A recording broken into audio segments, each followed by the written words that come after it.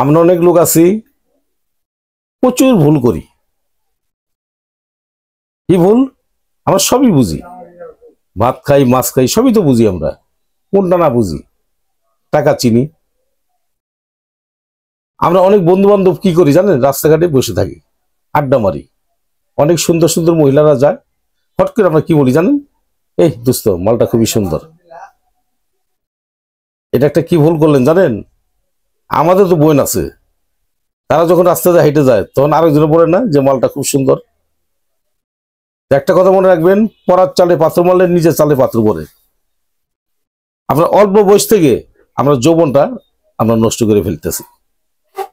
এই অল্প বয়সে থেকে যৌবন যখন নষ্ট করবেন, লাস্টে আপনি কি করবেন? তখন ঘাটতি দেখা দিবে, তখন আপনি আফসোস করবেন।